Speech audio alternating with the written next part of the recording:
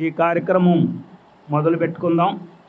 ఇంకా కొంచెం సేపట్లో గుంటూరు అడిషనల్ ఎస్పీ గారు హనుమంతప్ప గారు వారు కూడా ఆహ్వానించాం. వారు కూడా వస్తున్నారు. వారికి కూడా మనం ధన్యవాదాలు తెలియజేసుకుందాం. ఓకే.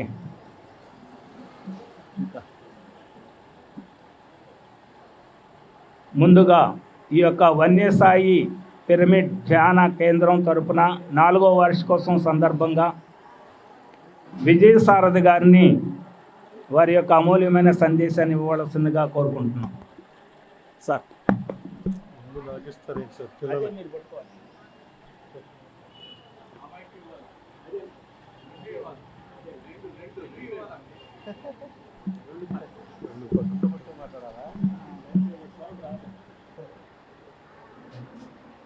ఈరోజు వన్యసాయి ధ్యాన కేంద్రం వారి 4వ వార్షికోత్సవం సందర్భంగా వాళ్ళకి శుభాకాంక్షలు తెలియజేయాలి. లలితాంజలి గారు కానీ వెంకటేశ్వరరావు గారు కానీ ఎంతో శ్రమపడి తిరుగుతూనే ఉంటారు. చక్కగా ప్రతి ఆదివారం కార్యక్రమాలు నడుపుతారు. ప్రతి సంవత్సరం ఇదే ఆలయంలో నేను 2-3 సంవత్సరాల నుంచి వస్తూ ఉన్నాను. చాలా అద్భుతం. ఈరోజు బాబా గారి గుళ్ళో పెట్టి ఇక్కడ అందరికీ శాకాహార ర్యాలీ చేసి మరి మహానుభావులందరూ ఇక్కడ ఎంతోమంది సీనియర్ మాస్టర్స్ అందరూ ఈ ఏళ్ల కళ్ళ ముందు తిరిగా నేను పిచ్చిరెడ్డి గారు కానీ వీరందరూ కూడా అట్లాగే కృష్ణారెడ్డి గారు కానీ వీళ్ళందరూ నా సీనియర్స్ బాగా తీసుకొచ్చి నన్ను ఇక్కడ కూర్చోబెట్టి నాకు ముందు మైక్ ఇచ్చి మీ అమూల్యమైన చెప్పమని వీరు ఇచ్చారు సీనియర్ మాస్టర్లు వీళ్ళందరూ కూడా. మరి చూడాలి ఏం చెప్పగలుగుతాం ఏంటంటే పెద్ద టైం కూడా తీసుకొని, ఎందుకంటే టైం కూడా అవుతుంది కాబట్టి. నా పేరు విజయసారథి, వట్టి చెరుకూరు బృందావన్ పిరమిడ్ ధ్యానాశ్రమం అండి. నేను గత 12 సంవత్సరాలుగా అంటే 15 సంవత్సరాలుగా ధ్యాన పరిచయం అయింది. వీరందరూ కూడా నాకు వెలగపూడి లక్ష్మణరావు గారి ద్వారా వచ్చాను. ఆ తర్వాత కృష్ణారెడ్డి గారు వీళ్ళందరూ ఎంతోమంది సీనియర్లు మా క్లాసెస్కి వచ్చి మాకు జ్ఞానాన్ని అందిస్తూ ముందుకు తీసుకొచ్చారు. వాళ్ళందరూ కూడా ఈ సందర్భంగా వాళ్ళందరికీ నేను పేరు పేరున ధన్యవాదాలు తెలియజేస్తున్నాను. అయితే ఇక్కడ ఏంటంటే మనం ధ్యానం అనేది వెరీ ఇంపార్టెంట్, దాంట్లో అనుమానం లేదు. ఒక ధ్యానం చేస్తే ఒడ్డున పడతామా? అసాధ్యం అంటాను నేను. ఒట్టి ధ్యానం చేసి లెగిసిన దగ్గర నుంచి ఆచరణలో లేకుండా మనలో ఈర్ష్య, అసూయ, ద్వేషం అవన్నీ వదిలించుకోకుండా, అందరికీ ఉంటాయి నాతో సహా, అవి వదిలించుకోవాలి కదా. అవి వదిలించుకోవాలంటే దానికి కూడా ఒక ప్రాక్టీస్ చేయాలి. లెగిసిన దగ్గర నుంచి మన ఇంటి పక్కల వాళ్ళు సర్వజీవరాశుల్లో నేనున్నానని భావన చేస్తూ చివరికి మనం అది అయిపోతాం. పత్రికారు ఏమంటాడు, ప్రతి దాంట్లో దైవత్వం ఉన్నదిరా, నువ్వు కూడా దేవుడివే అని చెప్తారు. వారు ఏదైతే చెప్పారో సజ్జన సాంగత్యం, స్వాధ్యాయం, మరి ధ్యానం చెవటం, ఇవన్నీ కూడా మన దగ్గర ఉన్నది. ఏదో మొత్తం పెట్టాల్సిన పని లేదు.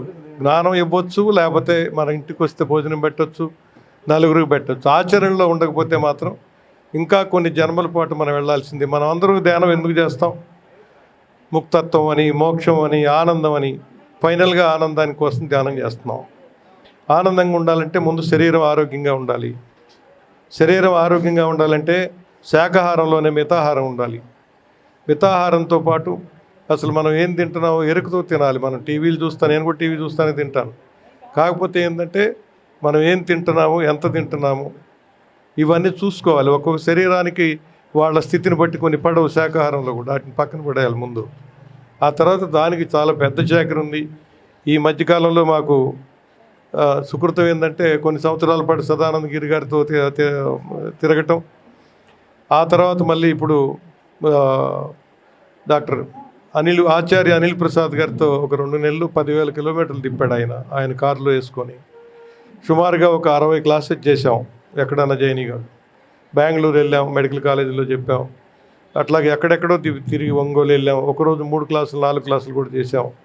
ఆయన ఒక కవి, ఆచరణ ఉన్నవాడు. ఆయన ఒక డాక్టర్గా ఉంటూ ఎండి జనరల్ మెడిసిన్ చేస్తూ డెట్రాయిట్లో ఒక ఆశ్రమానికి ఉపాధ్యక్షుడిగా చేసి వాళ్ళ గురువు దగ్గర విద్యను అభ్యసించి భగవద్గీతలు ఇవన్నీ కూడా నేర్చుకొని భారతదేశం వచ్చి మీరు ఇక్కడికి వచ్చి చేయండి, ఇక్కడ మీరు అవసరం లేదని ఇక్కడికి పంపితే వారు ఇక్కడ ఆశ్రమం కట్టి దానిలో మెడికల్ సర్వీసెస్ కానీ, మెడికల్ అంటే రోగాలు రాని జీవన విధానాన్ని అలవాటు చేయాలి. వచ్చిన వారు ఎట్టాకు వాళ్ళు మందులు వాడాల్సిందే. వాడుతూ ధ్యానం చేస్తే మెయింటైన్ అవుతాం, ఇదైతే పక్కా.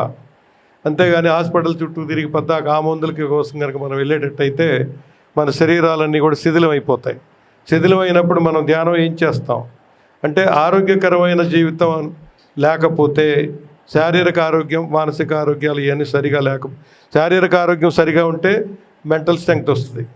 ఇవన్నీ రావాలి అంటే ముందు మనం ఆరోగ్యంగా ఉండాలి అంటే సరి అయిన ధ్యానం చేయాలి. ముందు డైలీ ఒక్క పూట కూడా ఖాళీ లేకుండా ధ్యానం చేస్తూ మిగిలిన ఇంకా చాలా పద్ధతులు ఉన్నాయి. ప్రాణాయామం చేయాలి, శరీరాన్ని కదిలించాలి, మనసు కదలకుండా ఉండటానికి పూర్ణ స్థితికి రావడానికి మన అందరం కూడా ధ్యానం చేస్తాం.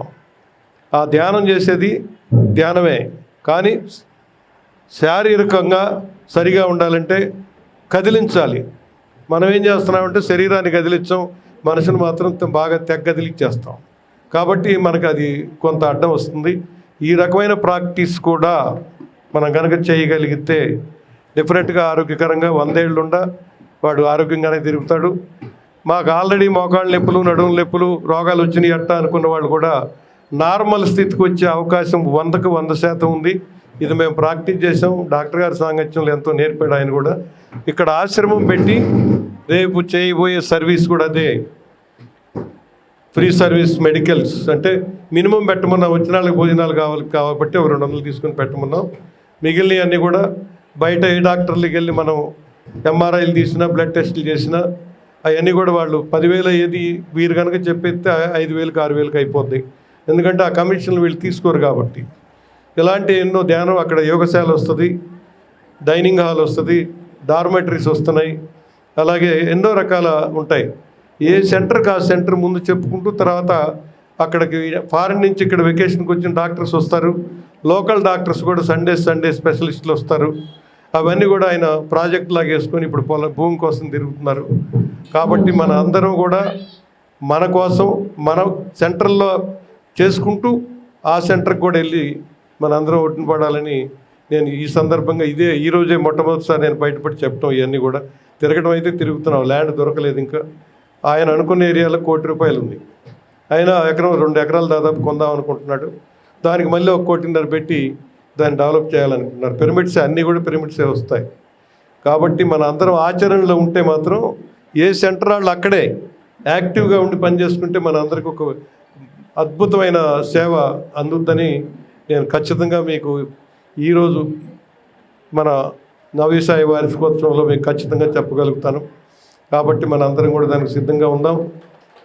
మరి గుర్తుపెట్టుకోవాల్సింది పదే అందరికీ, తల్లులకు కానీ తండ్రులకు కానీ లేకపోతే దేవుళ్ళు అనుకుందాం కాసేపు, దైవత్వం ఎక్కడుంది అంటే బయట కాదు ఉండేది, లోపలే ఉంది. వీరందరూ ఆలయాల్లో ఉన్నవారందరూ మన గురువులు, వారు దేవుళ్ళే మనవు దేవుళ్ళు, అట్టగానే అహంకరించకూడదు. శిష్యుడిగా లేనివాడు గురువుగా పనికిరాడు, అహంకార స్థితిలో ఉన్నవాడు ఆధ్యాత్మికంగా పనికిరాడు. కాబట్టి దయచేసి మన అందరం కూడా నిరహంకార స్థితిలో ఉంటూ అందరినీ సమదృష్టిలో సర్వజీవరాశులను చక్కగా మనం చూసుకుంటూ మరి మన తోటి వారిని, తోటి జీవరాశులన్నింటినీ కూడా గౌరవిస్తూ మనల్ని మనం గౌరవించుకుంటూ మన భగవతత్వం అనేది ఎక్కడా లేదు. మనమే దేవుడు అని ఫీల్ అవ్వాలి అంటే ప్రాక్టీస్ చేయాలి, సాధన చేయాలి. చేస్తే కళ్ళు మూసుకుంటే లోపలే దైవత్వం దర్శింపబడుద్ది. అన్ని రకాల స్థితులు ఉంటాయి మనకి. గత జన్మలు కనపడతాయి, ఈ జన్మలు కనపడతాయి, ముందు భవిష్యత్తు కూడా కనపడుద్ది. కానీ మనకు కావాల్సింది ఈ నిమిషంలో బతుకురా అని పత్రికారు మనకి ఎన్నోసార్లు చెప్పాడు. జరిగిపోయిన కాలం లేదు, ఇప్పుడు జరుగుతున్నదే నిజం, జరగబోయేది భ్రమరా పిచ్చికొడకలారని ఆయన భాషలో ఒక్కోసారి అడ్డంగా కూడా చెప్పాడు. కాబట్టి అది గుర్తుపెట్టుకొని ఈ సందర్భంగా మన గురువులందరినీ కూడా పదే పేరును తెలుసుకుంటూ ఈ అవకాశం కలిగించిన నాకు మీ అందరికీ కూడా ధన్యవాదాలు. Thank you very much sir.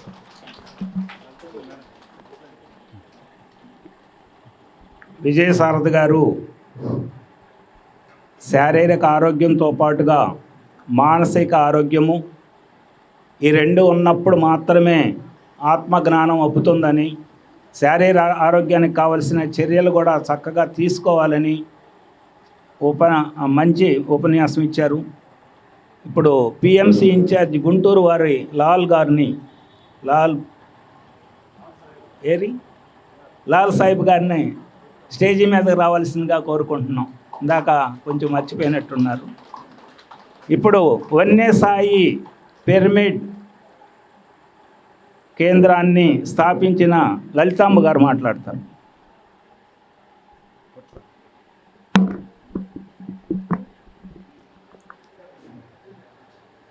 Masters అందరికీ నా హృదయపూర్వకమైన ధన్యవాదాలు తెలుపుతూ అందరికీ నా శిరస్సు వంచి ఆత్మ ప్రణామాలు తెలియజేస్తున్నాను. మాస్టర్స్,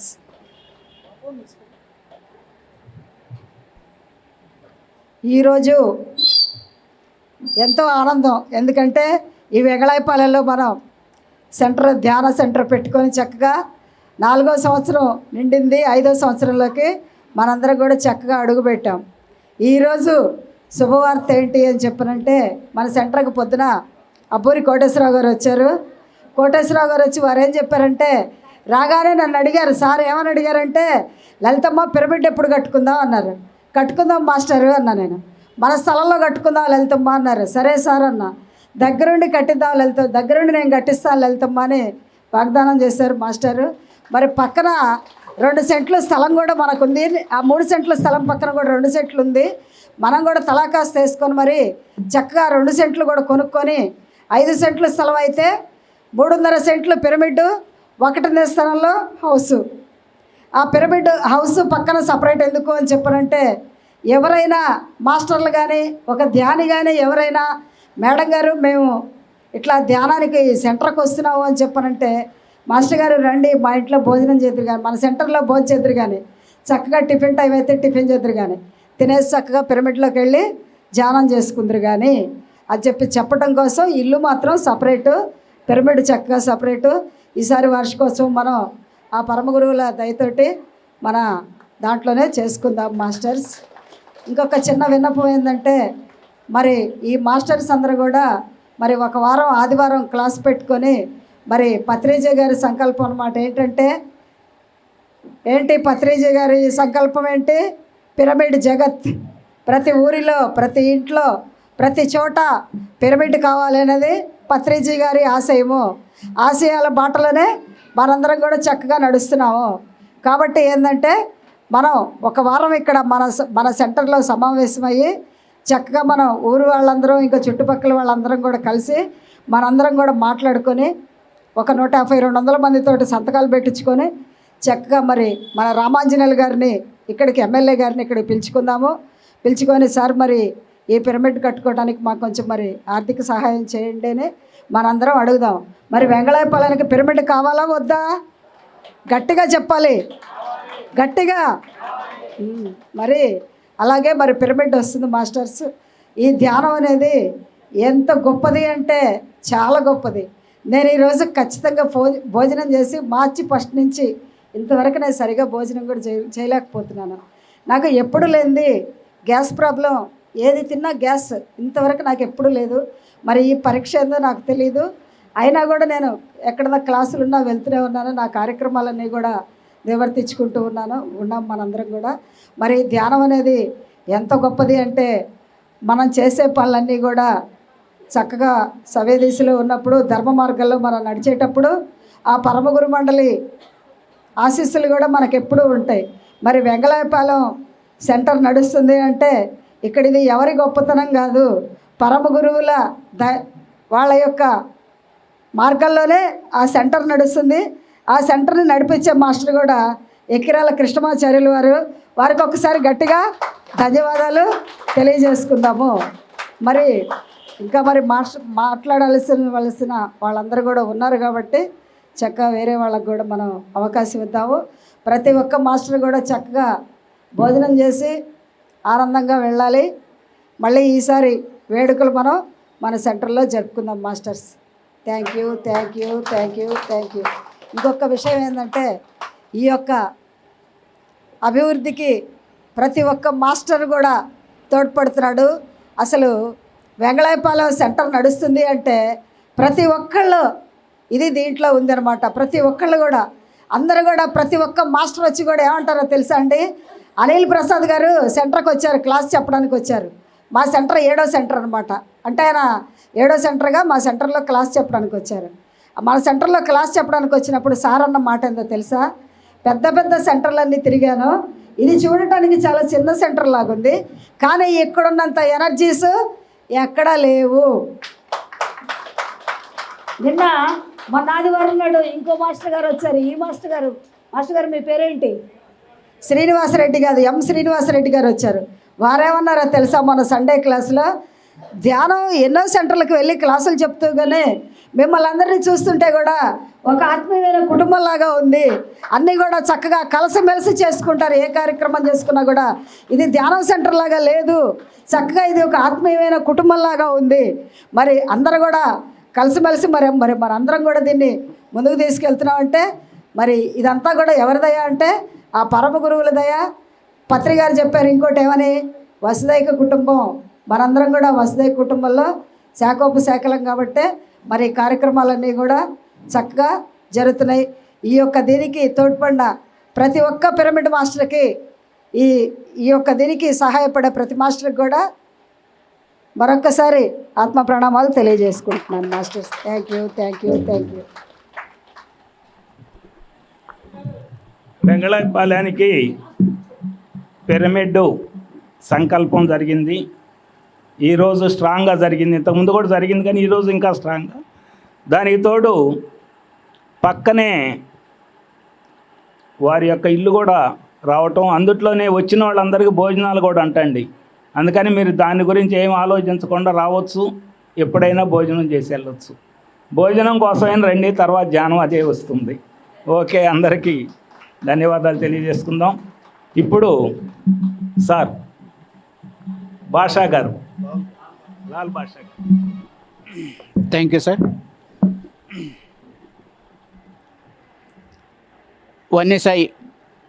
వన్యసాయి పిరమిడ్ క్షేత్రం 4వ వార్షికోత్సవం సందర్భంగా మీ అందరికీ స్వాగతం, సుస్వాగతం.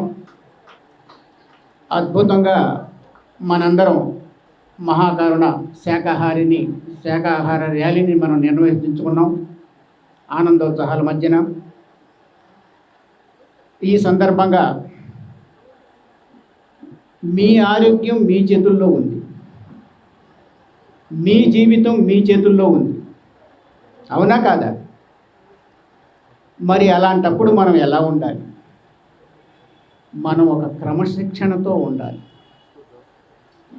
ఎక్కడైతే క్రమశిక్షణ ఉంటుందో అక్కడ ఎదుగుదల ఉంటుంది, ఎక్కడైతే క్రమశిక్షణ ఉంటుందో అక్కడ అభివృద్ధి ఉంటుంది, ఎక్కడైతే క్రమశిక్షణ ఉంటుందో అక్కడ సంపద సృష్టి ఉంటుంది, ఎక్కడైతే క్రమశిక్షణ ఉంటుందో ఆత్మ జ్ఞానం కూడా ఉంటుంది.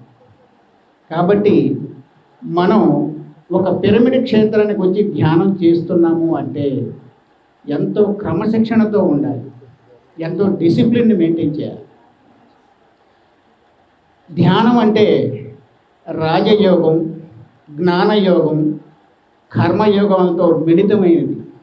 ఈ 3 యోగాలు కరెక్ట్గా మనం చేయగలిగితే ధ్యాన సాధనలో ఉన్న స్థితి నుంచి ఉన్నత స్థితికి మనం వెళ్ళి మన జీవితం 3 పువ్వులు పిప్పల ప్రసాద్ గారు చెప్పినట్టు 36 కాయలుగా ఉంటుంది.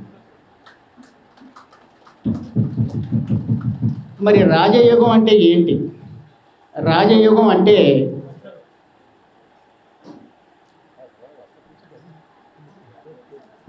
నమస్తే sir, Hanumanthu sir, ASP sir Hanumantharao గారికి స్వాగతం, సుస్వాగతం అండి. వేదికని అలంకరించవలసిందిగా కోరుకుంటున్నాం. వారి యొక్క రాక మనందరికీ ఒక టానిక్ లాంటిది. వారు ఎక్కడ ఆధ్యాత్మిక ప్రోగ్రామ్స్ ఉన్నా నిండు మనసుతోటి అద్భుతమైనటువంటి స్థితికి మనందరిని చేర్చడానికి, మనందరిలో ఆధ్యాత్మికతను నింపడానికి సదా ఎప్పుడు ముందునే ఉంటారు, ముందు వరుసలో ఉంటారు. Thank you sir, thank you very much. Thank you Lal గారు.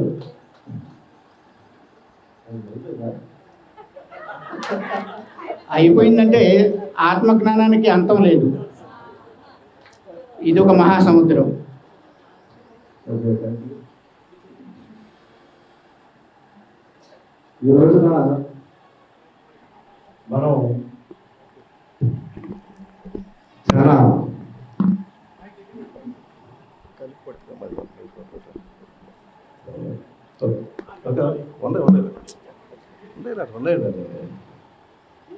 ఈ రోజున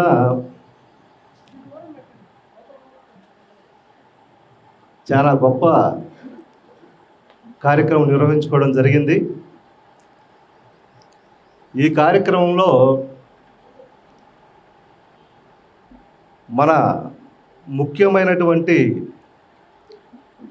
స్లోగన్ ఏంటంటే, ఓ మనిషి మేలుకో, జీవహింస మానుకో. చూశారండి, ఇది ఎంత గొప్ప వాక్యం అంటే, సాటి మనుషుల్ని మనం మేలుకొలుపుతున్నాం. ఎందుకంటే ఈ సమాజంలో 100కి 99 మంది మానవులు కనీసం మానవ జన్మ తీసుకున్నామన్న స్పృహ కోల్పోయి ఉన్నారు. ఆ స్పృహ కల్పించడం కోసమే మనం ఇలాంటి గొప్ప కార్యక్రమాలు నిర్వహించడం జరుగుతుందన్నమాట. అందుకనే మనం శాకాహార ర్యాలీ చేస్తూ ఏమని చెప్తామంటే, ఓ మనిషి మేలుకో, జీవహింస మానుకో. మానుకోకపోతే ఏం జరుగుతుంది?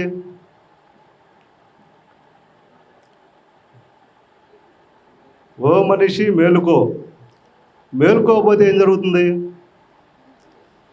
సోక్రటీసు ఉన్నారా? సోక్రటీస్ మాట. సోక్రటీస్ అనే ఒక గొప్ప ఆధ్యాత్మిక గురువు ఏం చెప్పాడంటే, మేలుకోకపోతే ఊరు బయట సమాధి రెడీ చేసుకో అన్నాడు. ఏం చెప్పాడండి? మేలుకోకపోతే ఊరు బయట సమాధి సిద్ధం చేసుకోమన్నాడు. ఎందుకంటే మానవ జీవితంలో మనం ఏది సాధించాలన్నా కానీ చాలామంది పూజలు చేస్తున్నారు, స్తోత్రాలు చెబుతున్నారు, జపం చేస్తున్నారు, ధ్యానం చేస్తున్నారు. ఇవన్నీ కూడా పండాలి అంటే తప్పనిసరిగా జీవితంలో హింసను మానుకోవాలి. హింస చేస్తూ మనం ఏ పని చేసినా కానీ దాని ఫలితాన్ని మనం పొందలేము, గుర్తుపెట్టుకోండి. ఎందుకంటే ఈ మధ్య మన ఇండియా గవర్నమెంట్ వాళ్ళు ఒక సర్వే నిర్వహించారు, దాదాపుగా ఒక 7-8 నెలల క్రితం. ఆ సర్వే ఏంటంటే, మన దేశంలోని 29 రాష్ట్రాల్లో శాకాహారులు ఎంతమంది ఉన్నారు, మాంసాహారులు ఎంతమంది ఉన్నారని చెప్పేసి ఒక సర్వే నిర్వహించారు. ఆ సర్వేలో ఏమొచ్చిందంటే, ఉత్తరాది రాష్ట్రాలైనటువంటి గుజరాతు, పంజాబు, హర్యానా, రాజస్థాను, ఇంకా 4 రాష్ట్రాల్లో 75% శాకాహారులు ఉన్నారు, 25% మాత్రమే మాంసాహారులు ఉన్నారు. కానీ దక్షిణాది రాష్ట్రాలైనటువంటి ఆంధ్రప్రదేశ్, తెలంగాణ, కర్ణాటక, తమిళనాడు, పశ్చిమ బెంగాలు, ఈ రాష్ట్రాలు మనం చూసుకుంటే కేవలంగా 2% మాత్రమే శాకాహారులు ఉన్నారు. ఎంతమంది అండి? 2%. అంటే 100కి 98 మంది మాంసాహారులు ఉన్నారు, కేవలంగా 2% మాత్రమే శాకాహారులు ఉన్నారు మన రాష్ట్రాల్లో. ఎందుకంటే ఉత్తరాది రాష్ట్రాల్లో ఒక జైన్ గురువు గారు ఉన్నారు, వర్ధమాన్ మహావీర్ గారు అని చెప్పేసి. ఆయన సందేశం ఏంటంటే, ఆయన దగ్గర వచ్చినటువంటి శిష్యులందరూ కూడా ఒక అద్భుతమైనటువంటి సందేశం చెబుతారు. ఆయన ఏం చెబుతాడంటే, జీవించనివ్వు అని చెబుతాడు ఆయన. ఆ గురువుగారు చెప్పినటువంటి ఆ చిన్న వాక్యాన్ని అర్థం చేసుకొని ఆ ఉత్తరాది రాష్ట్రాల్లో ఉన్నటువంటి మార్వాడీస్ అందరూ కూడా కోడిగుడ్లు సహా మాంసాహారం మొత్తం విసర్జించి కేవలంగా శాకాహారం తీసుకోవడం మొదలుపెట్టారు. చూడండి, ఆ రాష్ట్రాల్లో అంతమంది ఉండడానికి కారణం ఏంటంటే, ఒక గురువు గారు చెప్పినటువంటి అద్భుతమైన విషయాన్ని వాళ్ళు స్వీకరించారు. మరి మన పత్రిజీ గారు మన తెలంగాణ, ఆంధ్రప్రదేశ్ రాష్ట్రాల్లో దాదాపుగా 80% ఏరియా మన పిరమిడ్ మాస్టర్స్ శాకాహార ర్యాలీ నిర్వహించి మరి కనపడిన ప్రతి ఒక్క మనిషికి కూడా శాకాహార పాంప్లెట్ ఇచ్చారు. అంటే ఇక్కడ ఎంతమంది మారారు అంటే, గురువు యొక్క మాట మీద ఇక్కడ మనుషులకి విశ్వాసం లేదు. ఉందా? మనం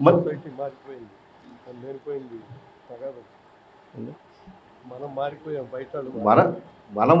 ఎంతమంది మారారు? 1% కదండి. మన సర్వేలు ఎంత వచ్చింది? మారితే 90%, 70% రావాలా. పత్రిజీ గారి మాట వినడితే ఇని ఎంతమంది మారారంటే 1% మారారు. ఈ రాష్ట్రాలు ఎంతమంది మారారు అంటే 1% మారింది.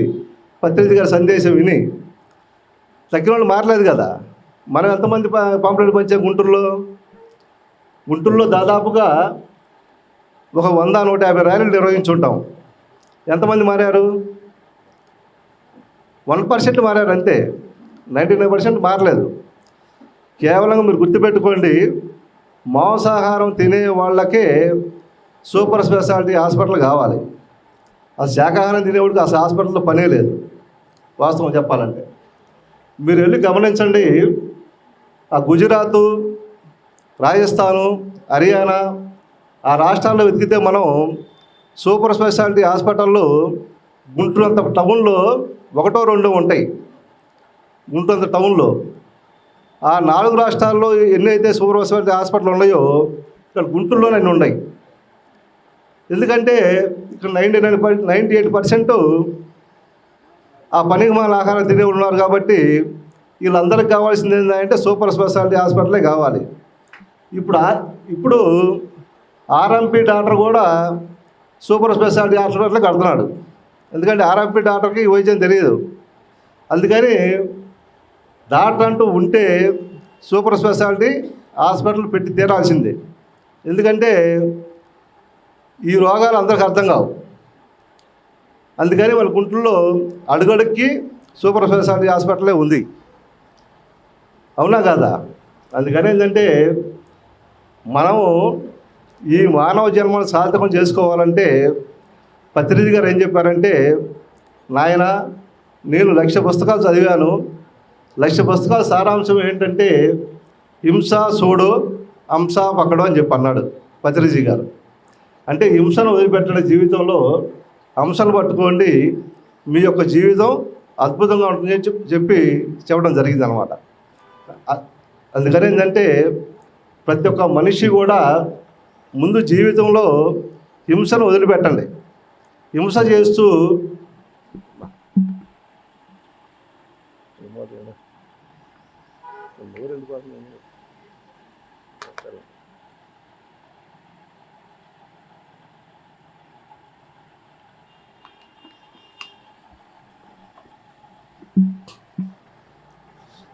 అర్థమవుతుందండి? అర్థమవుతుంది చెప్పిన విషయాలు? అర్థం కావట్లేదా?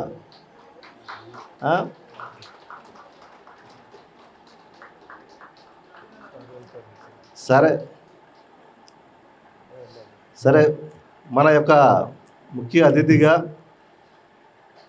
మన గుంటూరు ఏఎస్పీ గారు హనుమంత్ గారు వచ్చున్నారు.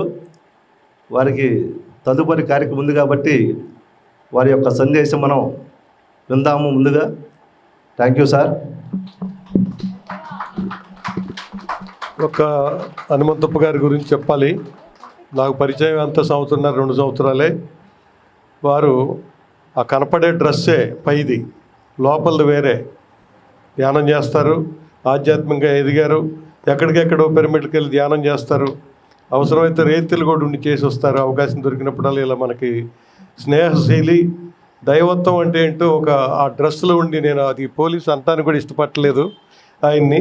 కాకపోతే వృత్తిరీత్యా పోలీసు వారి ఇందులో ఉన్నారు కాబట్టి వారు అది వేసుకొని ఇప్పుడు టైం లేక వచ్చారు. వారి గురించి చాలా చెప్పొచ్చు, కానీ ఇప్పుడు అవకాశం లేదు. వారు వెళ్ళాలంటున్నారు ముందు. థ్యాంక్ యూ సార్, మీరు వచ్చినందుకు మా వారి మిత్రుల తరపున, నవ్యసాయి దీని తరపున మీ అందరికీ కూడా వార్షికోత్సవానికి వచ్చారు. చక్కగా ఈ అవకాశాన్ని మాకు మీ జ్ఞానం ద్వారా పంచుతారని మనస్ఫూర్తిగా కోరుకుంటూ థ్యాంక్ యూ సార్. నమస్తే.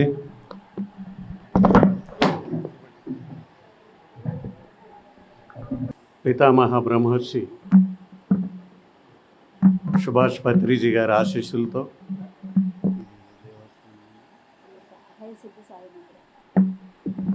అభయసిద్ధి సాయి మందిరం వారి సహకారంతో ఇక్కడ మంచి కార్యక్రమం జరుపుకుంటున్నాం. వేదికపై ఉన్న పెద్దలందరికీ వందనాలండి. వేదిక ముందర ఉన్న ఆత్మబంధువులకు అందరికీ వందనాలు. నాకు ఈ అవకాశం ఇచ్చారు. డ్యూటీ ఉంది అనగానే వారు స్పీచ్ కూడా మధ్యలో ఆపేసి నాకు ఇచ్చారు. వారికి కూడా ప్రత్యేకంగా ధన్యవాదాలు తెలియజేసుకుంటున్నాను. ఏం లేదు, ప్రమోషనల్ ఏఎస్ఐ నుంచి ఎస్ఐకి ప్రమోషనల్ టెస్ట్ జరుగుతోంది. ఆల్రెడీ ఇప్పుడు టెస్ట్ రన్ అవుతుంది. వాళ్ళకు మధ్యలో లంచ్ బ్రేక్ ఇచ్చారు. వాళ్ళు భోజనం తిని మళ్ళీ ఆఫీస్లోకి లోపలికి వెళ్ళే లోపల నేను మళ్ళీ అక్కడికి వెళ్ళవలసి ఉంది. దానికి 1 అవర్ బ్రేక్ ఉంది. అందుకని నాకు కరెక్ట్ టయానికి గుర్తు చేశారు వెంకటేష్ గారు. అందుకే అన్నిదా భావించక ఇక్కడ ఉన్న ఆత్మబంధువులందరూ కూడా నా యొక్క పరిస్థితిని అర్థం చేసుకుంటారని ఆశిస్తూ ఫర్దర్ కార్యక్రమంలోకి ముందుకు వెళ్దాం. Thank you very much. మళ్ళా ప్రత్యేకంగా అందరికీ. అయితే ధ్యానం అంటే శ్వాస మీద ధ్యాస అని మనకు ప్రత్యేకంగా, అంటే అది ఒక ఈజీ మార్గం అని. తర్వాత కొన్ని స్టెప్స్ ఉన్నాయి. వాటి గురించి ఒక 2 విషయాలు మాట్లాడేసి వెళ్తాను. వారు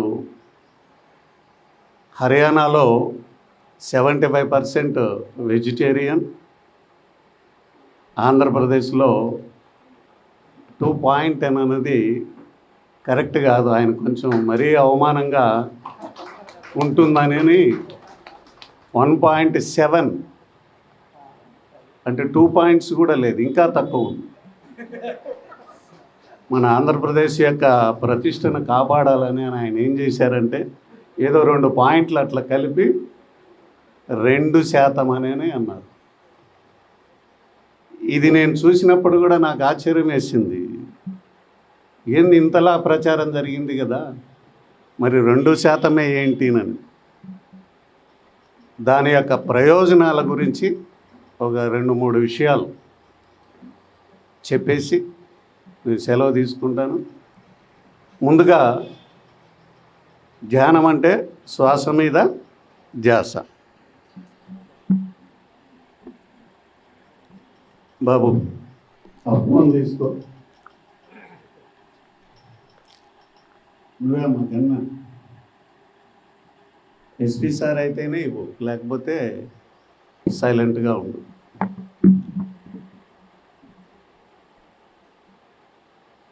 అయితే శ్వాస మీద ధ్యాస తర్వాత సెకండ్ స్టెప్ ఏంటంటే ధర్మం అండి. ధ్యానం అంటే ఏంటంటే శ్వాస మీద ధ్యాస, ధ్యానం అంటే ఏంటంటే ధర్మం ఆచరించడం. ధర్మం అంటే ఏంటో తెలుసుకోవడం. ఫస్ట్ తెలుసుకోవాలి ధర్మం అంటే ఏంటి. మనం చేస్తున్న చిన్న మిస్టేక్ ఏంటంటే, అంటే అందరూ కాదు, కొంతమంది తెలియక, అది కూడా తెలిసి కాదు. ధ్యానం అంటే శ్వాస మీద ధ్యాస అని చెప్పి దానిపైన పెట్టి చేస్తూ ఉంటారు. ఈత నేర్పించాలంటే చిన్నప్పుడు పిల్లలకి పెద్దవాళ్ళు ఏం చేస్తారంటే మెల్లగా చేతల మీద నేర్పిస్తారు కొంతకాలం. నాకు అది గుర్తుంది. మా అన్న నన్ను చేతల పైన పట్టి స్విమ్మింగ్ నేర్పించాడు. తర్వాత ఏం చేశాడంటే తాడు కట్టి ఇసిరి బావిలో వేసేసాడు. తర్వాత ఏం చేశాడంటే మునగబెండ్లు కట్టి బావిలోకి వేసేసాడు. అంటే స్టెప్ బై స్టెప్. ఇక్కడ ఏమి, ఫస్ట్ మాత్రమే చేతులు ఆధారం, తర్వాత ఇసిరివేయడమే 2 సార్లు కూడా. అంటే దాంట్లోకి వేసేస్తే తర్వాత వాడు ఎట్లా ఒకట్లా బయటికి రావాలి. అది వాళ్ళ కాన్సెప్ట్. బయట ఉంటారంతే కాపలా. శ్వాస మీద ధ్యాస స్టార్టింగ్ ఆ చేతల మీద స్విమ్మింగ్ నేర్పించలాంటిది. తర్వాత తాడుగట్టి బయట వేయడం అనంటే ధర్మం ఆచరిస్తే 2వ స్టెప్ మీదకి వెళ్ళినట్లు. ఫస్ట్ స్టెప్ వచ్చి ఇంతే, చేతల మీద స్విమ్మింగ్ నేర్పడమే, శ్వాస మీద ధ్యాస. 3వ స్టెప్ ఏంటంటే ధ్యానం అంటే సత్యం తెలుసుకోవడం. ధ్యానం చేస్తూ చేస్తూ శ్వాస మీద ధర్మాన్ని ఆచరిస్తే సత్యం వైపుకి అడుగులు పడతాయి. సత్యం ఏంటో తెలియనంత వరకు మనం ధ్యానంలో ముందుకు వెళ్ళలేదనని అర్థం. పత్రిజీ గారు ఏం చేశారంటే శ్వాస మీద ధ్యాస అని ఎందుకు చెప్పారంటే ముందు దాంట్లోకి లాగేద్దాం, తర్వాత వాళ్ళే దాంట్లో ఆటోమేటిక్గా కొనసాగుతారు. దాని యొక్క ఇంపార్టెన్స్ తెలిసినని ఫస్ట్ శ్వాస మీద ధ్యాస అన్నారు. ఆ తర్వాత వారు కూడా చెప్పారు ధర్మాన్ని ఆచరించాలి, సత్యం తెలుసుకునే ప్రయత్నం చేయాలి, మొక్కలు నాటాలి అని. ఎవరు అయితే శ్వాస కావాలనుకుంటారో, శ్వాస ఎక్కడి నుంచి వస్తుంది మనకు, ఆక్సిజన్ కానీ ప్రాణవాయువు మొక్క దగ్గర నుంచి వస్తుంది. మీరు నాటారా మొక్కలు? ఎంతమంది మొక్కలు నాటి ఆ మొక్కల దగ్గర నుంచి గాలి తీసుకుంటూ ఉన్నారు?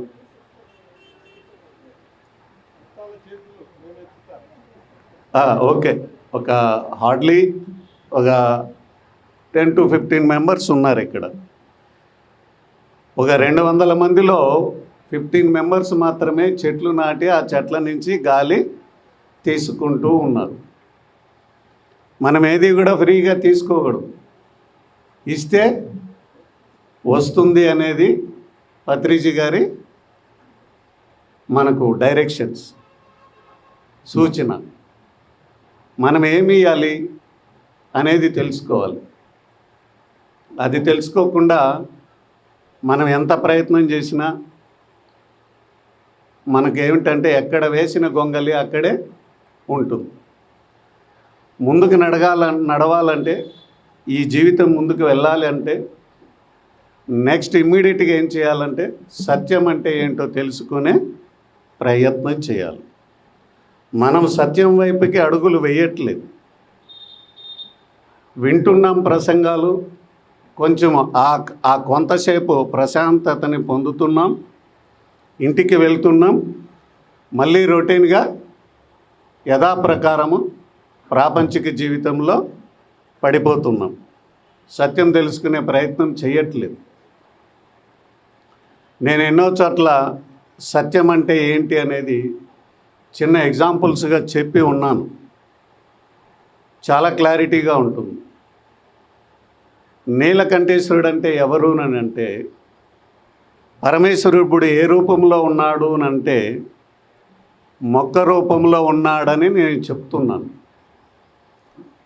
సత్యం ఏ రూపంలో ఉంది అంటే మొక్క రూపంలో ఉంది సత్యం. ఆ సత్యాన్ని మీరు దర్శించకపోతే, శ్వాస మీద ధ్యాస పెట్టి చేస్తుంటే కొంత ప్రయోజనం అయితే ఉంటుంది, కానీ సత్య దర్శనం చేయాలి. అదే దైవం అన్నప్పుడు ఆ చెట్టుని నీలకంఠేశ్వరుడిగా మనం చూడాలి. ఆ నీలకంఠేశ్వరుని మనం ప్రతిష్ఠించాలి. నీలకంఠేశ్వరుడు చుట్టూ మనము ప్రదక్షిణ చేయాలి. 3 సార్లు మనల్ని తిరగమని గుళ్ళో చెప్తుంటారు, 3 సార్లు తిరగమని. ఆ 3 సార్లు ఎందుకు తిరగాలి అన్న దానిపైన తెలుసుకోవడమే సత్యం అనేది. పరమేశ్వరుడు త్రిశూలం పట్టుకొని తిరుగుతూ ఉంటాడు. దానికి 3 ఉంటాయి. ఆ 3 అంటే ఏంటి అనేది తెలుసుకోవడమే సత్యం అంటే. అసలు మొక్క నీలకంఠేశ్వరుడని ఇంతవరకు చాలామంది నేను చెప్పేంత వరకు అది అర్థం కావట్లే. మనకు జన్మనిచ్చేది, మొత్తం నడిపించేది, వ్యవహారం అంతా మొక్కేనండి. ఆహారం వలన మనకు జన్మ లభిస్తూ ఉంది. మొక్క వలన మనకు తొడుక్కున్న బట్టలు మొక్క వలనే జరుగుతున్నాయి. మనకు మెడిసిన్ మొక్కలే. మనం చదువుకునే మనం వేదాలన్నీ ఇప్పుడు పేపర్లలోకి వస్తున్నాయి కదా, పుస్తకాలు, నాలెడ్జ్ అంతా పుస్తకాల్లోకి వస్తుంది కదా. ఆ పేపర్ దేని వలన తయారవుతుంది? మొక్క వలనే. మన ఇంటికి భద్రత మొక్క వలనే. మనకు జన్మ మొక్కే. నీకు నాకే కాదు, సమస్త జీవరాశికి ఆహారాన్ని ఇస్తున్నది ఎవరు? మొక్కే. సమస్త జీవరాశిని రక్షిస్తున్నది ఎవరు? మొక్కే. తను అందరినీ రక్షిస్తూ తనకి ఏం కావాలో ఇస్తూ సమస్త జీవరాశికి ఏం కావాలో ఇస్తూ తనేం తీసుకుంటుంది? మొక్క విషాన్ని తీసుకుంటుంది. కార్బన్ డైఆక్సైడ్ అంటారు దాన్ని. తను విషం తీసుకుంటూ మొత్తం విశ్వాన్ని నడిపిస్తూ ఉంది. దీన్నే నీలకంఠేశ్వరుడి యొక్క స్టోరీ. ఇది సత్యం అంటే. ప్రతి దాంట్లోన ఇట్లా ఎన్నో సత్యాలు దాగి ఉన్నాయి. సంవత్సరాల కొద్దీ ధ్యానం చేస్తూ ఏం చేయాలంటే ఒక్కొక్కటి సత్యం అంటే ఏంది, సత్యం అంటే ఏంది తెలుసుకుంటూ ముందుకు వెళితే మన యొక్క జీవితం ఇంకో రకంగా ఉంటుంది. చాలా అద్భుతంగా మారిపోద్దండి. అలా కాకుండా ప్రయత్నమే చేయకుండా ఇక్కడికి వచ్చి మనం కొన్ని ప్రోగ్రాములు కండక్ట్ చేసి వెళ్ళిపోయి ఇంటి దగ్గర ఏం చేస్తున్నామన్నది మీరు ఆత్మ పరిశీలన చేసుకోండి ఒక్కసారి. మనం సత్యాన్ని శోధిస్తున్నామా, సత్యదర్శనం కోసం ఏం ప్రయత్నం చేస్తున్నామని అనేది ఒకసారి ఆలోచించండి. ఆలోచిస్తే మీకే దొరుకుతుంది. ఇప్పుడు మన భారతదేశం ఉన్న పరిస్థితి ఏంటో ఒక్కసారి మీకు అందరికీ ఎక్స్ప్లెయిన్ చేస్తాను. ఇప్పుడు చుట్టూ 20 దేశాలలో యుద్ధం జరుగుతుంది. ఇరాన్, గల్ఫ్ దేశాలన్నీ కూడా భీకర యుద్ధాలు జరుగుతున్నాయి. ఇంట్లో నిద్రపోతుంటే వచ్చి బాంబుల మీద పడిపోతుంది. కారణం ఏంటో తెలుసా? ధర్మం అనే మాట అక్కడ మచ్చుకైనా ఉండదు. సత్యం అనే మాట, ఆ పదం అక్కడ బూతు మాటగా ఉంటుంది. అంతా అధర్మమే, దుర్మార్గమే. Complete non vegetarian gulf countries అంతా. జీవహింస విపరీతంగా ఉంటుంది అక్కడ. మనుషులకే విలువ లేదు, ఇంకా జంతువులకి ఏం విలువ ఉంటుంది? ఆ విధంగా మంచి బట్టలు కట్టుకొని మేము కూడా అందంగా ఉంటాము బయటికి అని అడిగిన పాపానికి ఆడవాళ్ళు 10,000 మందిని కాల్చి చంపేశారు జస్ట్గా 3 నెలల క్రితం. అంత దుర్మార్గమైన దేశము ఇరాన్. అందుకు ప్రతిఫలంగా అది ఏమిచ్చిందో అదే తిరిగి పొందుతూ ఉంది. అక్కడ ఏం పొందుతూ ఉంది? బాంబులతో బాంబు మోతలు రిసీవ్ చేసుకుంటా ఉంది. దాన్ని సపోర్ట్ చేసిన ప్రజలంతా కూడా ఇబ్బందులు పడుతూ ఉన్నారు. చుట్టుపక్కల దేశాలన్నీ అలా ఉంటే మన భారతదేశం ఏం చేస్తోందంటే, ఇట్లాంటి సుభాష్ పత్రిజీ గారు ఇలాంటి పరిస్థితులు వస్తాయని మనల్ని కాపాడడానికి హింసా చోడో హంసా పక్కడోనని ఆనాడే ఆయన బీజం వేశాడు. ఆయన వచ్చింది మనల్ని కాపాడడానికి, మన ప్రాణాలను కాపాడడానికి. అయితే మనమేం చేస్తున్నామంటే వింటున్నాం, ఇంటికి పోయి ఇంకోలాగా ఉంటున్నాం. దాని యొక్క పర్యవసానాలు ఇప్పుడు చెప్పేస్తాను నేను. ఈ చుట్టుపక్కల దేశాలకి ఎక్కడ యుద్ధం జరిగినా భారతదేశం ఏం చేస్తుందంటే వాళ్ళకి సాయం పంపిస్తుంది, మెడికల్ సాయం ఇమీడియట్గా పంపిస్తుంది. ఏ దేశం అడిగితే ఆ దేశానికి మన భారతదేశం ఏం చేస్తుంది, ఎమర్జెన్సీ సహాయం. బట్టలు అడిగితే బట్టలు పంపిస్తుంది, ధాన్యం అడిగితే ధాన్యం పంపిస్తుంది. ఇబ్బందుల్లో ఉన్నారనగానే అన్ని దేశాలకి, ఉక్రెయిన్ ఇబ్బందుల్లో ఉంటే ఎంత పంపించామో, ఆఖరుకు మనకు శత్రుదేశమని భావించే పాకిస్తాన్ ఇబ్బందుల్లో ఉంటే మనం ఆటా పంపించాము, ధాన్యం పంపించాము. ఆఫ్ఘనిస్తాన్కి ధాన్యం పంపించాం. ఇన్ని దేశాలకు పంపిస్తున్నాం మనం. చివరికి మన భారతదేశానికి ఏదైనా కష్టం వస్తే, ఇది నా పాయింట్, ఇప్పుడు నా ప్రసంగం యొక్క ముఖ్య ఉద్దేశం అదే.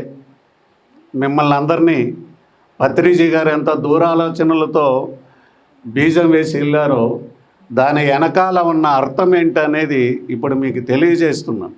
జాగ్రత్తగా వినండి. చుట్టుపక్కల దేశాలకు అన్నిటికీ మనము సహాయము అందిస్తున్నాం. మన యొక్క మెయిన్ యొక్క సూత్రం ఏంది, ఇస్తే మనకి వస్తుంది.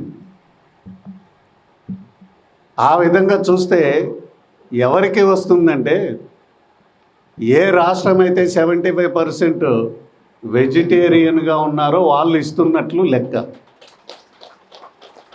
ఏ రాష్ట్రం అయితే 70% ఉందో, ఏ రాష్ట్రం అయితే 50% ఉందో వాళ్ళు ఇస్తున్నారు ఈ యావత్ సమస్త జీవరాశికి ప్రాణదానం. ఏదైతే 2%లో, ఏ రాష్ట్రం అయితే 2%కి బిలో ఉందో వాళ్ళు ఏమీ యొక్క పొరుగు దేశాలకి ఏమీ ఇవ్వలేదని. ఇవ్వకపోతే మనం రిసీవింగ్ ఏం తీసుకోవాలి?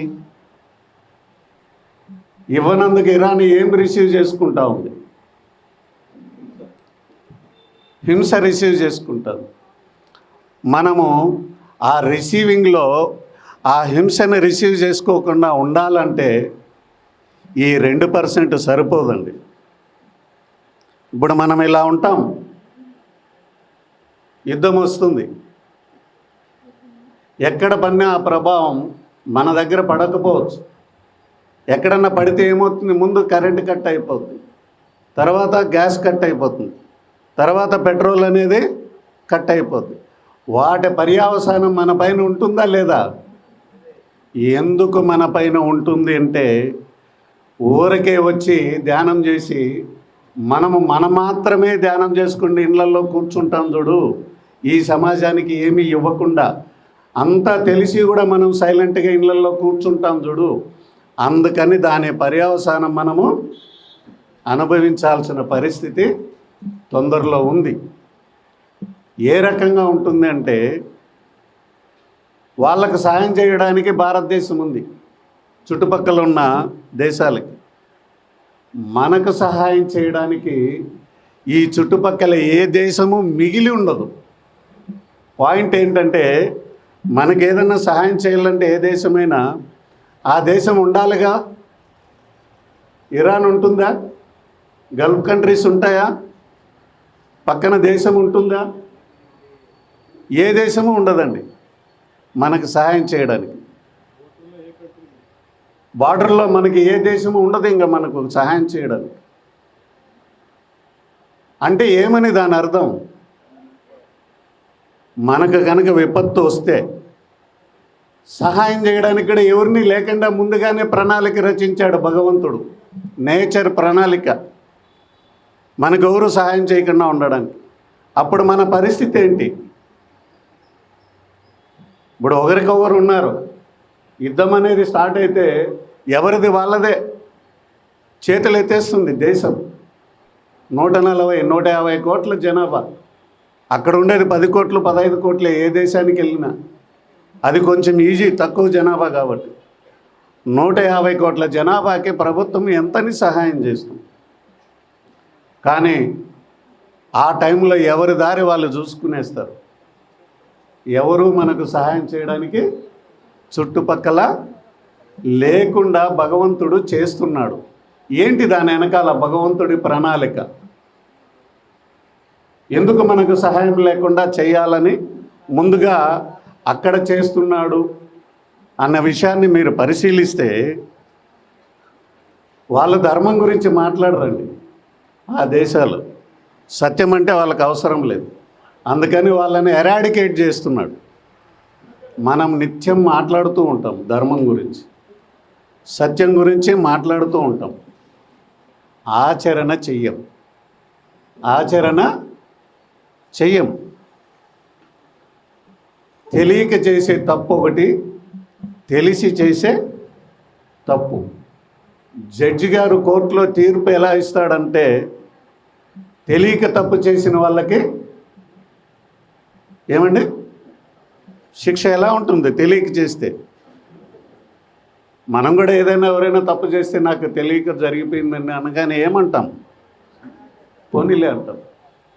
నా ఇష్టం అండి నేను తెలిసే చేసినానంటే ఏమంటాం? శిక్ష ఎక్కువ పడుతుంది. భారతీయులకు జరిగేపోయేది ఇదే. ఎందుకు తెలుసా?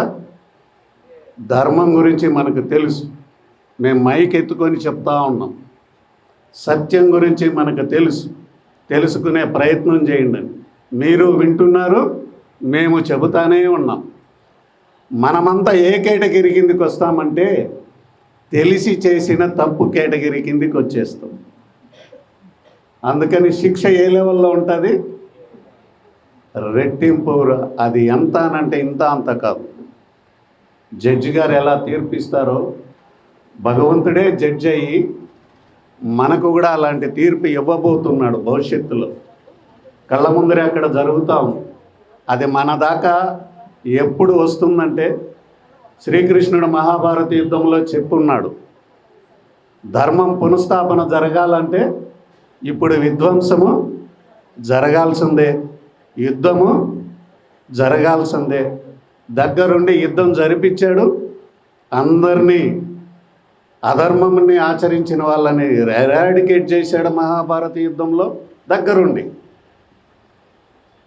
ఇప్పుడు కూడా ఆయన మన వెంటే ఉండి ఆ పని చేస్తున్నాడు. ధర్మాన్ని ఆచరించే వాళ్ళని కాపాడుకుంటాడు, అధర్మాన్ని ఆచరించే వాళ్ళని ఎరాడికేట్ చేస్తాడు. దాంట్లో మన శ్వాస మీద ధ్యాసం చేసే పిరమిడ్ మాస్టర్లు అందరూ కూడా ఆచరణ కేటగిరీలోకి వచ్చేటట్లు చెయ్యమని చెప్పడానికి ఈరోజు వేదికకి నేను వచ్చాను. లేకపోతే ఆ కృష్ణ పరమాత్ముడు కూడా మనల్ని రక్షించడానికి ముందుకు రాడు. పెద్ద ప్రణాళిక ఉంది. మన చుట్టుపక్కల దేశాలందరినీ తీసేస్తున్నాడు.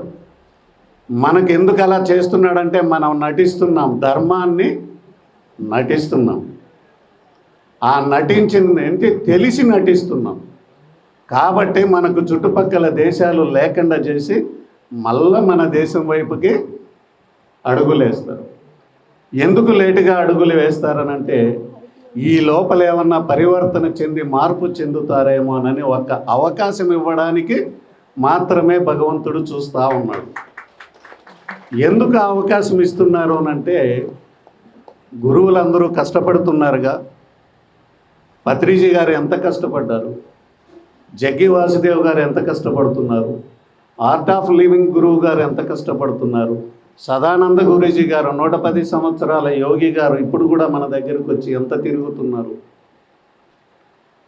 అట్లా ఆనంద మార్గని శుభచింతానంద గురూజీ అని ఆయన నాకు కూడా గురువు. నాకు ఎప్పుడు వాట్సాప్లో మెసేజ్లు పెడుతూ ఉంటారు. ఆనంద మార్గం అని, రామచంద్ర మిషన్, ఇట్లా ఎన్నో మిషనరీస్ ధర్మం గురించి ధ్యానం గురించి మాట్లాడుతున్నాయి. కాబట్టి మాట్లాడుతున్నారు కదా, ప్రజలు ఏమన్నా మారుతారేమో, వాళ్ళకు ఒక అవకాశం ఇద్దామనని యుద్ధాన్ని తొందరగా మన దేశానికి రాకుండా చూస్తూ ఉన్నాడు. ఇంకా ఇలా నటిస్తూ నటిస్తూ మనం కాలం గడిపామంటే వీళ్ళు ఇంకా చెప్పిన మాట వినరు. కృష్ణుడు 10,000 సంవత్సరాల క్రితం ధర్మం పునఃస్థాపన జరగాలంటే యుద్ధం తప్పదని ఎట్లా విధ్వంసం చేయించాడో, ఆ విధ్వంసంలో మనం పడతాం. పడినప్పుడు మనల్ని కాపాడేది ఒక్క నిజాయితీ కలిగిన ధర్మం ఆచరిస్తూ చేసే ధ్యానం మాత్రమే మనల్కి రక్షణగా ఉంటుంది. కనుక మనం అటువంటి వైపుకి అడుగులు వేయాలి. గురువుల వైపున ఇంకా బాధ్యత చాలా సీరియస్గా ఉంది. ఈరోజు ఈ క్లాస్ విన్న వాళ్ళనందరినీ చెప్పి వెళ్ళిపోవడమే కాదు, గురువుల యొక్క బాధ్యత, మిమ్మల్ని కాపాడుకునే బాధ్యత కూడా ఈ వేదికపై ఉన్న గురువులందరిపైన ఉంది. ఎవరైతే మాట్లాడతారో స్పీకర్స్గా వాళ్ళందరిపైన ఉంది. మీరు చేయాల్సిన పనల్లా ధర్మం ఆచరణలోకి పెట్టాలి. ధృతరాష్ట్రుడు ధర్మం ఆచరణ పెట్టల, కౌరవులు ధర్మాన్ని ఆచరణ పెట్టల. ఏం జరిగింది? వాళ్ళందరినీ దగ్గరుండి లేపేశాడు భగవంతుడు. ఈడ మెసేజ్ ఏంటంటే, కృష్ణుడు దగ్గరున్నాడు ఆ యుద్ధంలో. పో, నువ్వు అవసరం లేదు, నువ్వు ధర్మం ఆచరించడంలా, పో పో, నువ్వు బ్రతకడానికి లేదు. ద్రోణాచార్యుడు, కర్ణుడు, భీష్ముడు, మహామహా యోధులందరినీ, భీష్ముడు ధర్మాత్ముడే కదా, అయినా భీష్ముడిని చంపేస్తానన్నాడు. నువ్వు చావకపోతే నేనే చంపేస్తానన్నాడు కృష్ణుడు. ఎందుకో తెలుసా? మౌనం వహించినాం. ధర్మం తెలుసు ఆయన. మనమంతా కూడా ధర్మం తెలుసు మనకి, మౌనం వహిస్తున్నాం. అంటే కృష్ణుడు ఏమంటాడు? మౌనం వహించే వాళ్ళని మీరు చావకపోతే నేనే చంపేస్తానని అంటున్నాను. మరి కృష్ణుడు ఎక్కడన్నా కనపడితే మనకు ఏదన్నా వరాలు ఇస్తాడని మీరు అనుకుంటున్నారేమో. లేదు. భీష్ముడికి ఏ గతో అదే గతి ప్రతి మౌనికి. ధర్మం తెలిసిన ప్రతి వాడు మౌనం వహిస్తే అదే గతి పడుతుంది. ధృతరాష్ట్రుడికి ఏ గతి పట్టిందో అదే గతి పడుతుంది. కౌరవులకి ఏ గతి పట్టిందో అదే గతి పడుతుంది. కనుక మనల్ని మనము కాపాడుకోవాలంటే ఏకైక మార్గం ధ్యానం. ధ్యానం తర్వాత ధర్మాచరణ, ధర్మాచరణ తర్వాత సత్యం తెలుసుకునే ప్రయత్నం. దానికి ఎంత దూరంలో ఉన్నామనేది మరొక్కసారి మీటింగ్లో ఇవన్నీ మేము గమనిస్తూ ఉంటాం. వారు చాలా చక్కగా చెప్పారు. 75% అక్కడ ఉందని. ఆ విషయం నేను చెప్పాలని అనుకునే లోపల వారు చాలా స్పీడ్ ఉన్నట్టున్నారు. గురువు గారు సీనియర్ కాబట్టి సీనియర్లు అలాగే మాట్లాడతారు. కానీ ఈ విషయం వారికి నాకు తెలిసి ఉండకపోవచ్చు అనుకుంటున్నాను. చుట్టూ మన దేశానికి సహాయం చేయడానికి ఏ దేశాన్ని లేకుండా చేస్తున్నాడు. దాని యొక్క ప్రణాళిక ఏంటంటే ధర్మాన్ని నటించే వాళ్ళకి, ధ్యానాన్ని నటించే వాళ్ళకి, సత్యము తెలుసుకునే ప్రయత్నం చేయని వాళ్ళకి జరిగే గిఫ్ట్ ఎంత దూరంలో ఉంది. మన పిల్లల్ని ఎలా కాపాడుకోవాలి, మన సమాజాన్ని ఎలా కాపాడుకోవాలి, మన కుటుంబాలను ఎలా కాపాడుకోవాలన్న విషయాన్ని మనం తదుపరి మీటింగుల్లో చర్చిద్దాం. అందరికంటే మన పట్లనే ఎక్కువ బాధ్యత ఉంది. ఇది సామాన్య ప్రజలకు తెలియదు. ఎవరైతే ధ్యానం చేస్తున్నారో, ఎవరైతే సత్సంగంలో పార్టిసిపేట్ చేస్తున్నారో వాళ్ళకి తెలిసి ఆ విషయం. మరి సామాన్య జనానికి తెలియాలి కదా. పక్కింటి వాళ్ళు కూడా బాగుంటేనే కదా మనం కూడా బాగుంటాం. జీసస్ చెప్పాడు, నిన్ను నువ్వు ప్రేమించినట్లుగా నీ ఇరుగు పొరుగు వారిని ప్రేమించమనని. అంటే దాని అర్థం ఏంటంటే, ముందు నిన్ను ప్రేమించుకో, తర్వాత నీ పక్కింటి వాళ్ళని కూడా ప్రేమించు, సమస్త జీవరాశిని ప్రేమించమని. ప్రేమించడం అనేది ఒక్కటే మార్గం ఈ సమాజాన్ని రక్షించుకోవాలంటే. కనుక మనమందరం మంచి సహృదయంతో నిజమైన ప్రేమలోకి అడుగు పెడదాం ఈ ధ్యానం ద్వారా అని మీ అందరికీ వినయంగా నేను విన్నవించుకుంటున్నా. భవిష్యత్తులో మళ్ళీ కలుద్దాం, ఏం చేద్దామనే ప్రణాళిక చేద్దాం. నాకు ఈ అవకాశం ఇచ్చిన పిఎంసి వారికి, పిరమిడ్ మెడిటేషన్ గురువులకి, ఆత్మ బంధువులకి, వేదికపై ఉన్న గురువులకి అందరికీ కూడా మరొకసారి ప్రణామాలు తెలియజేసుకుంటున్నా. నాకు మంచి హృదయంతో, మంచి మనసుతో అనుమతినివ్వండి. నాకు అక్కడ డ్యూటీ ఉంది. Thank you very much.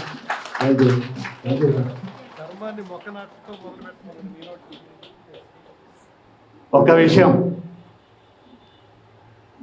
శివలింగాన్ని ప్రతిష్ఠించడము ఎంత గొప్ప విషయమో, మొక్కని పెట్టడం కూడా అంతటి గొప్ప విషయం అండి. సాక్షాత్ ఆ పరమేశ్వరుని అక్కడ పెట్టి సమస్త లోకానికి మనము అన్నదానం, మొక్క ఎప్పుడు నిత్యాన్నదానం చేస్తూ ఉంటుంది, సమస్త జీవరాశిని కాపాడుతూ ఉంటుంది.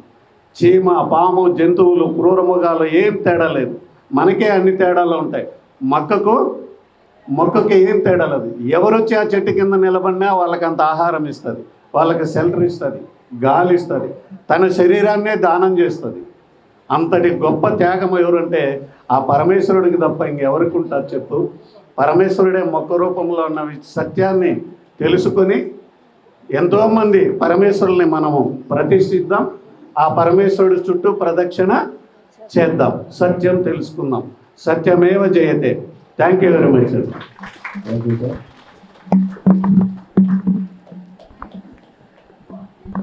గురువు గారు చాలా సత్యాన్ని తెలుసుకోవాలని, ఆచరించాలని, ఆచరణ ముఖ్యమని చెప్పారు. ప్రతి ఒక్కళ్ళు ఆచరణలో ఉందాం. గురువు గారికి ఒక చిరు సత్కారం. సీతా శ్రీనివాస్ దంపతులు చిరు సత్కారం. అందరూ కూడా సపోర్ట్ ఒకసారి ధన్యవాదాలు తెలియజేస్తున్నాం ఏఎస్పీ గారికి. గట్టిగా సపోర్ట్తో వారు తొందరగా వెళ్ళాలని ఉన్నారు కాబట్టి చిరు సత్కారం.